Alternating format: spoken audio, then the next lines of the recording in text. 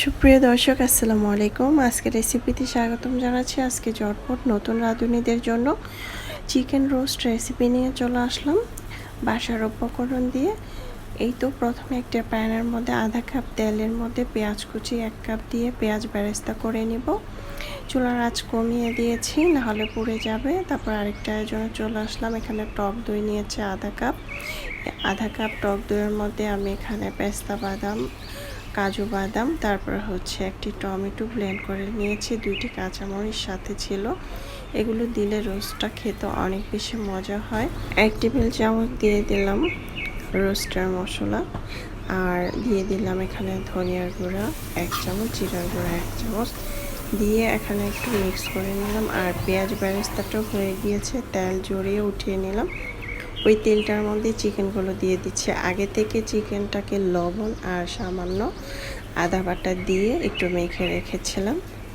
এখন এগুলো একটু ভেজে নেব।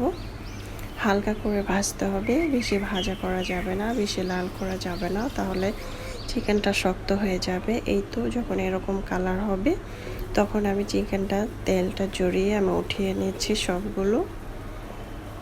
স্টেপ বাই স্টেপ যদি আপনারা রান্না করেন তাহলে আপনাদের রোস্টটা সব থেকে পারফেক্ট হবে। যারা নতুন রাঁধুনি তাদেরকে বলছি।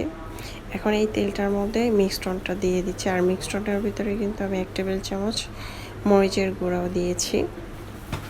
এখন এগুলো দিয়ে একটু ভেজে নেব। আর এখানে দিয়ে দিচ্ছি আদা বাটা, রসুন বাটা 1 টেবিল চামচ করে। যখন এটা কষানো হবে তখন দিয়ে দিচ্ছি এখানে আরও 2 টেবিল চামচ চিকেন রোস্টের মশলা, আর পরিমাণ মতো লবণ দিয়ে দিলাম। দিয়ে এখন মশলাটাকে ভালোভাবে কষিয়ে নিচ্ছি। আর মশলা যখন এরকম তেল ভেসে উঠবে তখন ভাববেন মশলা সুন্দরভাবে কষানো হয়ে গিয়েছে। এ পর্যায়ে চিকেনগুলো দিয়ে দিচ্ছি। চিকেনগুলো দিয়ে এপাশ ওপাশ করে সুন্দরভাবে নেড়ে চেড়ে উল্টিয়ে পাল্টিয়ে দিব। ঢাকনা দিয়ে ঢেকে এটা কষিয়ে নেব প্রায় 5 মিনিটের মতো। 5 মিনিট পর চলে আসলাম, দিয়ে দিচ্ছি কিছু কাঁচামরিচ মাঝখান থেকে কেটে, তাহলে খুব সুন্দর একটি ফ্লেভার আসবে। জাল করা লিকুইড দুধ দিয়ে দিলাম 1 কাপ। এই 1 কাপ দুধ দিয়ে চিকেনটা পারফেক্ট সিদ্ধ হবে। এখন ঢাকনা দিয়ে ঢেকে রেখে দিলাম ঝোলটা শুকানোর আগ পর্যন্ত। এই তো ঝোলটা শুকিয়ে গিয়েছে।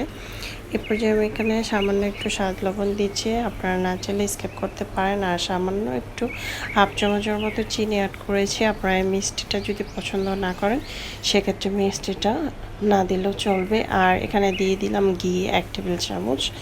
ঘিটা অবশ্যই দেওয়ার চেষ্টা করবেন, তাহলে খুব সুন্দর একটি ফ্লেভার আসবে, খেতে অসম্ভব মজার হবে। যাদেরকে খাওয়াবেন তারাও অনেক বেশি প্রশংসা করবে। এই তো নেড়ে চেড়ে উল্টিয়ে পাল্টিয়ে দিচ্ছি।